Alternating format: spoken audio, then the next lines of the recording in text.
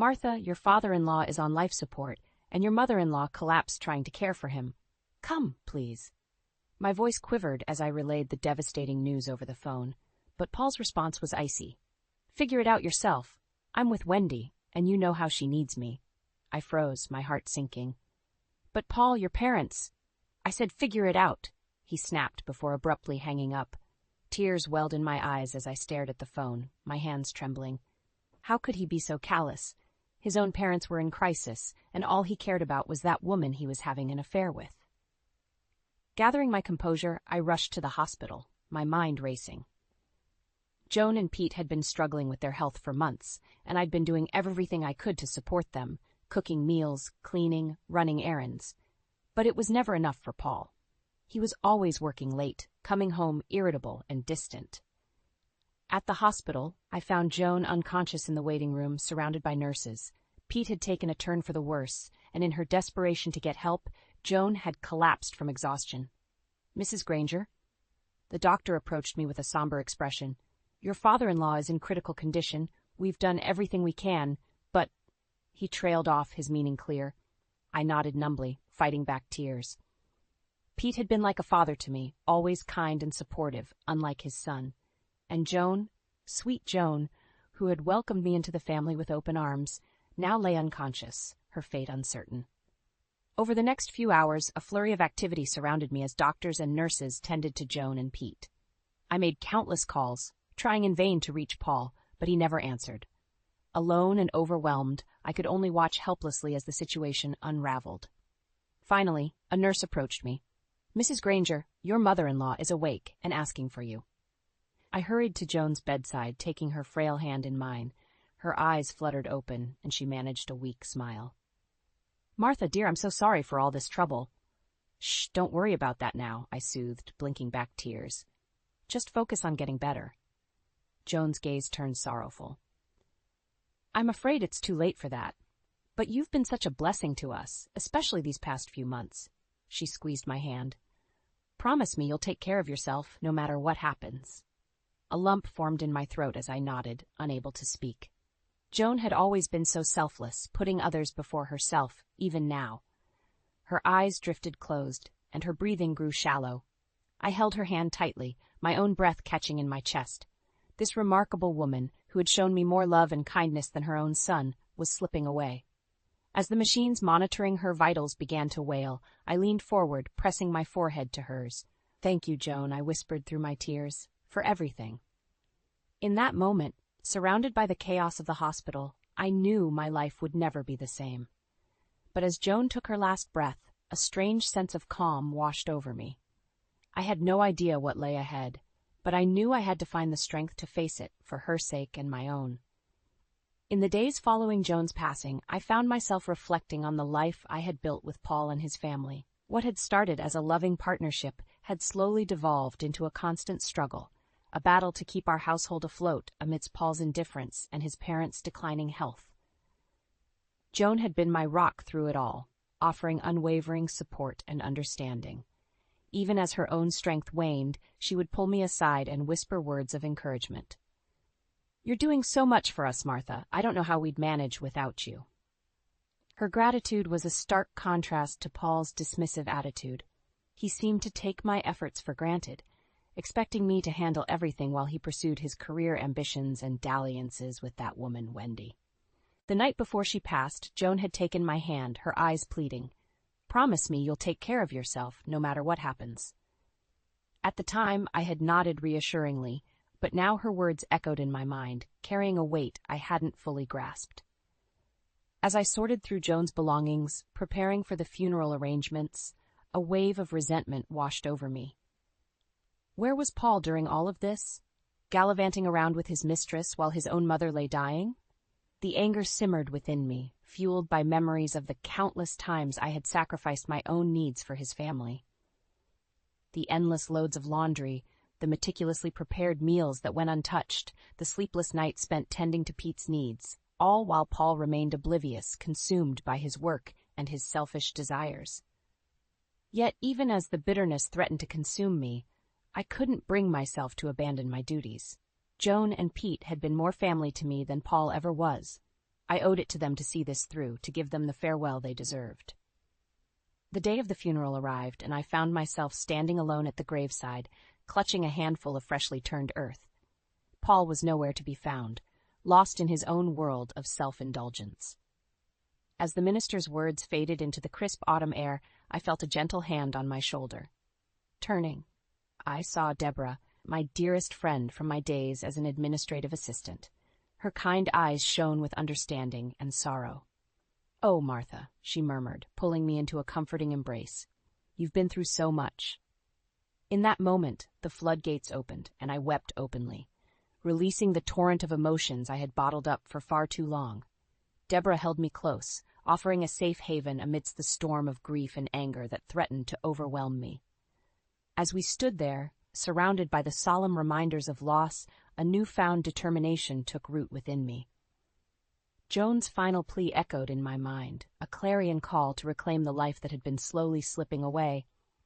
I had given everything to this family, sacrificing my own happiness and well-being for the sake of duty and loyalty. But now, with Joan and Pete gone and Paul's true colors revealed, I realized that the time had come to break free from the chains that bound me. Pulling back from Deborah's embrace, I met her gaze with newfound resolve. "I can't do this anymore," I said, my voice trembling but steadfast. "I need to start living for myself." Deborah nodded, her expression a mix of sadness and pride. "It's time, Martha. You've earned the right to put yourself first." As we turned and walked away from the freshly dug graves, I felt a weight lifting from my shoulders. The path ahead was uncertain, but for the first time in years, I felt a glimmer of hope, a promise of a life reclaimed, free from the shackles of obligation and neglect. In the weeks following Joan and Pete's passing, my daily routine became a relentless cycle of household chores and caregiving duties. With Paul's parents gone, the burden of maintaining our home fell squarely on my shoulders, a responsibility I had grown accustomed to over the years, but one that now felt increasingly suffocating. Each morning, I would rise before dawn preparing elaborate meals that Paul would barely touch before rushing off to work. I'd spend hours scrubbing floors, washing linens, and tending to the endless list of tasks that kept our household running smoothly, or at least as smoothly as possible given Paul's indifference. "Martha, have you seen my blue tie?" he would call out, his voice laced with impatience as I scrambled to locate the requested item. "It's in the laundry room, dear." I'd respond, masking my frustration with a forced smile. Paul would grunt in acknowledgement, already distracted by the incessant buzzing of his phone, no doubt another message from his mistress, Wendy. As the days wore on, the weight of my responsibilities grew heavier, compounded by the emotional toll of losing Joan and Pete. I found myself yearning for a moment's respite, a chance to catch my breath and process the grief that still lingered. But Paul seemed oblivious to my struggles, consumed by his own selfish pursuits. One evening, as I was clearing away the remnants of yet another neglected meal, he casually announced, "I'll be leaving for a work retreat next week. It's a 2-week leadership seminar in the Bahamas." I froze, the plate slipping from my grasp and clattering to the floor. "The Bahamas?" I echoed, my voice strained. "But Paul, your parents just passed away. Shouldn't you be here, helping me with—" He waved a dismissive hand, cutting me off. "You've handled everything just fine on your own. This retreat is crucial for my career advancement." His gaze softened ever so slightly as he added, "Don't worry, Wendy will be accompanying me to provide support." A bitter laugh escaped my lips before I could stop it. Of course, his mistress would be joining him on this work retreat, a thinly veiled excuse for a tropical tryst. As Paul's departure date loomed, I found myself oscillating between simmering resentment and a desperate longing for his support, however fleeting it might be. But deep down, I knew the truth. Paul had long since checked out of our marriage, his priorities firmly rooted in his own selfish desires. The morning he left, I watched silently as he loaded his suitcases into the car, exchanging hushed words and furtive glances with Wendy. He turned to me, his expression blank. "I'll see you in 2 weeks," he said, his tone devoid of warmth or affection. I nodded mutely, my throat constricting with a potent mix of anger and sorrow. As Paul's car disappeared down the driveway, I felt a profound sense of isolation wash over me. For the first time in our marriage, I was truly alone, left to shoulder the burdens of our life without even the pretense of support from my husband. In the days that followed, I threw myself into my duties with renewed fervor, determined to prove, if only to myself, that I could handle everything on my own. I scrubbed, cooked, and cleaned with a frenetic energy, pouring every ounce of my frustration into each task. Yet, no matter how hard I worked, the resentment continued to fester, a constant undercurrent of bitterness that threatened to overwhelm me. As I lay awake at night, staring at the empty space beside me, a realization began to take root. This was no longer a life worth living. Not for me, and certainly not for the memory of Joan and Pete, who had shown me more love and devotion than their own son ever could. It was time to break free from the chains that bound me to this hollow existence. I had sacrificed enough for a man who saw me as little more than a glorified maid, catering to his every whim while he pursued his own selfish desires. As the days ticked by, a newfound resolve took hold, steeling my determination to forge a new path, one that would honor the legacy of the family I had lost, and reclaim the sense of self that had been slowly stripped away over the years. The silent storm was brewing, and when Paul returned from his indulgent retreat, he would face the full force of its reckoning. The days that followed Paul's departure were some of the most challenging I had faced in recent years. With him gone, the weight of caring for his aging parents fell squarely on my shoulders. I found myself working tirelessly, doing my best to honor their wishes and provide comfort in their final days. As I had promised Joan, I made sure to take her calls, listening patiently as she spoke of her life and the regrets that weighed heavily on her mind. There were times when she would weep softly, expressing remorse over how she had treated Paul when he was younger. I did what I could to soothe her, reminding her that she was making amends through her actions now. When Paul's father took a turn for the worse, I stayed by his bedside, holding his hand and speaking to him in a soft, calming voice. His eyes were closed, but I could see his lips moving slightly as he whispered responses to me. The nurses had told me that hearing was the last sense to go, so I made sure my words were as comforting as possible. I will never forget the look in his eyes when he finally opened them again, just before the end. There was a profound peace and contentment, as if he was ready for whatever came next. I held his hand tightly, telling him that I loved him and that he could let go, that we would all be okay. His final words to me were filled with gratitude for the life we had shared. When he passed away, I wept openly, allowing myself to feel the full weight of the loss. But I also felt a strange sense of relief, as if a heavy burden had been lifted. I had kept my promise to him, and he had died with dignity, surrounded by love. In those first few days after his passing, I was utterly drained, both physically and emotionally. But I found strength in the memories of our life together, and in the belief that he was now at peace. I took comfort in the thought that he had lived his final years being cared for and cherished.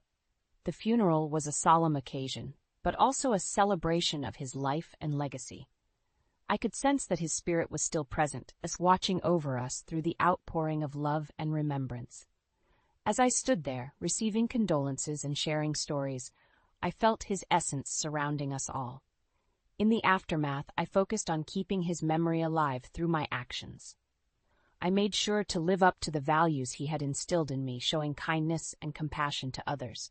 His influence continues to guide me, and I can still feel his presence in the lessons he taught me about love, loyalty, and the power of human connection. When Paul finally returned from his indulgent work retreat, I was ready. The silent storm that had been brewing within me was about to be unleashed, and he would face the full force of its reckoning.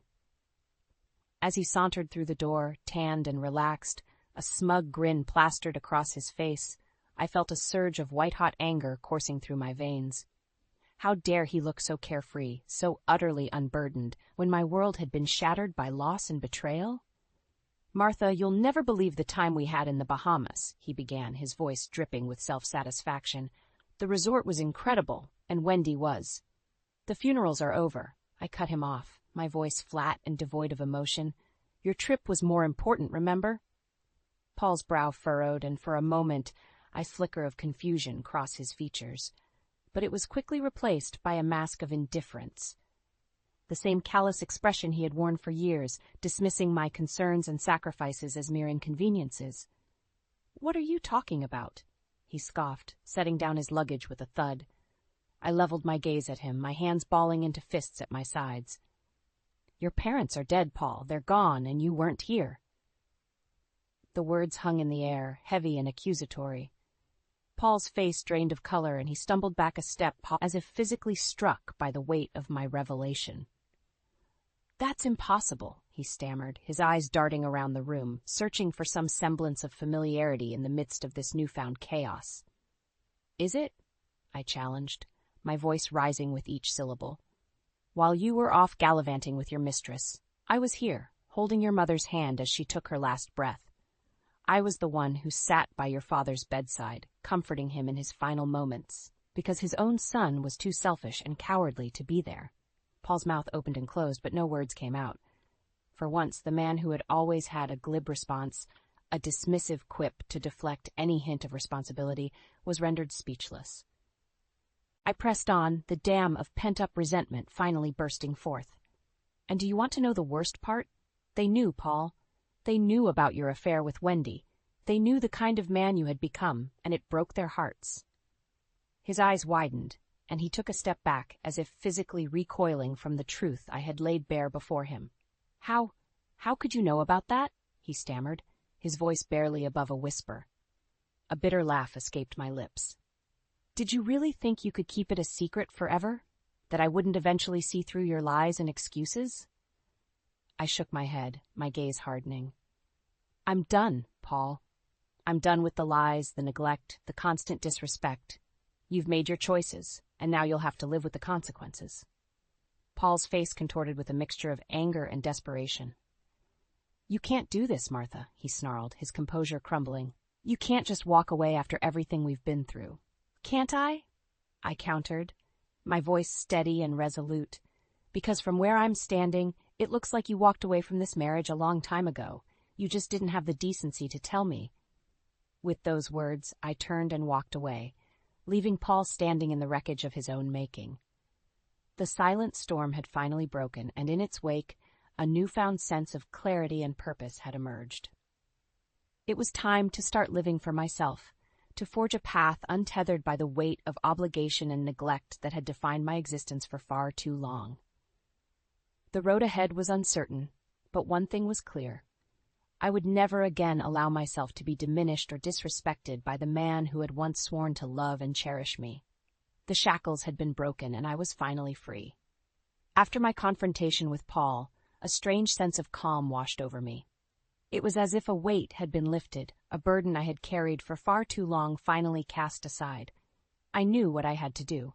Without a word, I turned and made my way upstairs, gathering what few belongings I could into a small suitcase. Photos, mementos, a change of clothes, the essentials, and nothing more. This house, this life I had built with Paul, no longer felt like home. It was a gilded cage, a prison of his making, and I was finally breaking free. As I descended the stairs, suitcase in hand, Paul was still standing in the foyer, his expression a mixture of disbelief and anger. "Where do you think you're going?" he demanded, his voice tinged with a hint of desperation. I met his gaze, unflinching. "Away from here. Away from you." His eyes narrowed, and he took a step towards me. "You can't just leave, Martha. We're married for better or worse, remember?" A bitter laugh escaped my lips. "Better or worse, Paul, you abandoned me to face the worst alone. Your parents' deaths, their funerals, I had to go through all of that without you, because you were too busy indulging your own selfish desires." He opened his mouth to protest, but I held up a hand, silencing him. "No, it's my turn to speak now.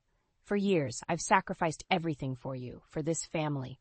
I put my own dreams and ambitions aside to be the perfect wife, the perfect homemaker. And how did you repay me? With neglect, with disrespect, with infidelity." Paul's face flushed, and he took a step back, as if physically recoiling from the truth of my words. "I'm done, Paul," I continued, my voice steady and resolute. "I'm done being your doormat, your punching bag.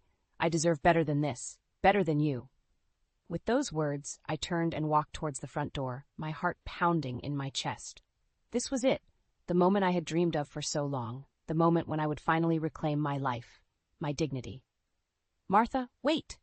Paul called out, his voice tinged with panic. "Where will you go? What will you do?" I paused, my hand on the doorknob, and turned to face him one last time. "I'm going to Deborah's," I said, referring to my dear friend from my days as an administrative assistant. "She's offered me a place to stay while I get back on my feet." Paul's expression hardened, and he shook his head in disbelief. "You can't be serious. After everything we've been through, you're just going to throw it all away?" A sad smile tugged at the corners of my lips. "No, Paul. I'm not throwing anything away. I'm finally taking back what's mine. My life, my happiness, my sense of self-worth." With that, I opened the door and stepped out into the crisp evening air, leaving behind the shattered remnants of a life that no longer belonged to me. As I made my way to Deborah's house, each step felt lighter, as if a weight was being lifted from my shoulders with every stride. I knew there would be challenges ahead, obstacles to overcome, but for the first time in years, I felt a glimmer of hope, a promise of a better life waiting just beyond the horizon. When Deborah opened the door and enveloped me in a warm embrace, I couldn't hold back the tears any longer. They flowed freely, a release of all the pain, frustration, and heartache I had bottled up for far too long. "It's okay, Martha," she soothed, her voice filled with understanding and compassion. "You're safe now. You're free." And in that moment, surrounded by the unwavering support of a true friend, I knew she was right. I was finally free. Free from the shackles of a life that had slowly suffocated me. Free to forge a new path, one guided by my own desires and dreams. The road ahead was uncertain, but for the first time in years, I felt a sense of excitement, a renewed zest for life that had been dormant for far too long. It was the dawn of a new chapter, and I was ready to embrace it with open arms. In the weeks that followed my departure from the house I had once called home, I couldn't help but wonder how Paul was coping with the fallout of his actions. Not that I spent too much time dwelling on it. I was too busy rediscovering the sense of freedom and possibility that had been denied to me for far too long. Still, snippets of information would trickle in, painting a picture of a man unraveling at the seams, reaping the consequences of his selfish choices. Deborah, ever my loyal confidant, would occasionally share whispers from mutual acquaintances, each tidbit more damning than the last. "Did you hear about Paul's little scandal at work?" she asked one evening over a cup of tea, her eyes alight with a mixture of concern and schadenfreude. "Apparently, his dalliance with that Wendy woman became public knowledge, and now the whole office is in an uproar." I nodded, trying to feign indifference, but a part of me couldn't help but feel a twinge of satisfaction. For years, Paul had treated me with disdain, prioritizing his career and his mistress over his own family. Now it seemed his professional life was crumbling around him, a poetic justice of sorts. As the weeks wore on, the stories grew more dire. Paul's once promising career trajectory had been derailed, his reputation in tatters. Colleagues who had once fawned over him now whispered behind his back, their respect replaced by scorn and pity. And through it all, I remained steadfast in my resolve, refusing to answer his increasingly desperate calls and messages. I had given him chance after chance, only to be met with betrayal and neglect. Now it was his turn to face the consequences of his actions, alone and adrift. One evening, as I was preparing for bed, my phone rang with a familiar number, Paul's. Against my better judgment, I answered, bracing myself for the onslaught of excuses and pleading that was sure to follow. But the voice on the other end was not the confident, self-assured Paul West had known. Instead, it was a broken, trembling shell of a man, his words slurred and barely coherent. "Martha," he croaked, his voice thick with emotion. "Please, you have to come back. I've lost everything, my job, my friends, my reputation. I have nothing left." I remained silent, letting his words hang in the air, a testament to the depths to which he had fallen. "Please," he begged, his voice cracking. "I need you. I can't do this alone." In that moment, I felt a strange sense of pity wash over me. This was the man who had once held such power and control over my life, now reduced to a blubbering, pathetic mess, brought low by his own hubris and selfishness. But the pity was fleeting, quickly replaced by a steely resolve. I had given him more than enough chances, more than he deserved. It was time for him to face the consequences of his actions, to truly understand the pain and anguish he had inflicted upon me and his own family. "You made your choices, Paul," I said, my voice calm and unwavering. "Now you have to live with them." Before he could respond, I ended the call, severing the final thread that had once bound us together. As I set the phone down, a weight seemed to lift from my shoulders, a burden I had carried for far too long finally cast aside. Paul's life might have been crumbling around him, but mine was just beginning to take shape, a new path forged from the ashes of a broken family, a testament to the resilience and strength that had carried me through even the darkest of times. And as I drifted off to sleep that night, a sense of peace washed over me, a quiet reassurance that the worst was finally behind me, and a future filled with promise lay ahead. In the months following my departure from Paul's life, I found myself embarking on a journey of self-discovery and renewal. It was as if a weight had been lifted, a burden that had weighed me down for far too long, finally cast aside. With Deborah's unwavering support, I began to explore new avenues, seeking out opportunities that would allow me to rediscover the passions and dreams that had been suppressed for so many years. It was during this time that I stumbled upon a local community center, a vibrant hub of activity and camaraderie. At first I was hesitant, unsure of my place in this new world that seemed so foreign to me. But the warmth and kindness of the staff and volunteers quickly put me at ease, and before long, I found myself eagerly volunteering my time and lending a hand wherever I could. It was there that I met a group of remarkable women, each with their own story of resilience and perseverance. There was Sarah, a retired teacher who had found solace in the center's literacy programs, and Emily, a former nurse who now dedicated her time to organizing health fairs and workshops. As we worked side by side, folding pamphlets or setting up for events, I couldn't help but be inspired by their unwavering spirit and zest for life. Here were women who had faced their own challenges and adversities, yet they had emerged stronger, more determined than ever to make a positive impact on their community. It was through these newfound friendships that I began to rediscover a part of myself that had been dormant for far too long, a sense of purpose, a drive to contribute something meaningful to the world around me. Gone were the days of endless household chores and catering to Paul's every whim. Instead, I found myself immersed in a world of empowerment and growth, surrounded by kindred spirits who understood the value of forging one's own path. As the weeks turned into months, my involvement at the community center deepened, and I found myself taking on more responsibilities, eager to learn and grow with each new challenge. It was during this time that I reconnected with my daughter Lisa, who had been estranged from our family for far too long, a casualty of Paul's domineering presence. Our reunion was equal parts joyous and bittersweet as we navigated the complexities of a relationship that had been strained by years of neglect and emotional distance. But through it all, I could see the glimmers of hope in Lisa's eyes, a recognition that her mother was finally reclaiming the life she deserved. "Mom, I'm so proud of you," she said one evening as we shared a cup of tea, her voice thick with emotion. "For so long, I watched you sacrifice everything for Dad, and it broke my heart. But now seeing you here, surrounded by these amazing people, it's like you finally found your true self again." Her words resonated deeply within me, echoing the sentiments that had been brewing in my own heart. This community center, this newfound sense of purpose and belonging, had indeed become a sanctuary, a place where I could shed the shackles of my past and embrace the limitless possibilities that lay ahead. As I looked around at the smiling faces of my newfound friends and colleagues, I couldn't help but found sense of gratitude.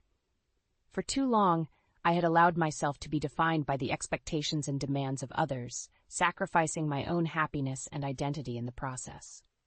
But now, in this vibrant, welcoming space, I was finally free to be myself, a woman of strength, resilience, and unwavering determination. The road ahead was uncertain, but for the first time in years, I felt a sense of excitement and anticipation for what the future might hold. It was the dawn of a new chapter, one that I would write on my own terms, guided by the lessons of my past but no longer bound by its limitations. And as I embraced this newfound sense of freedom and possibility, I knew that the best was yet to come.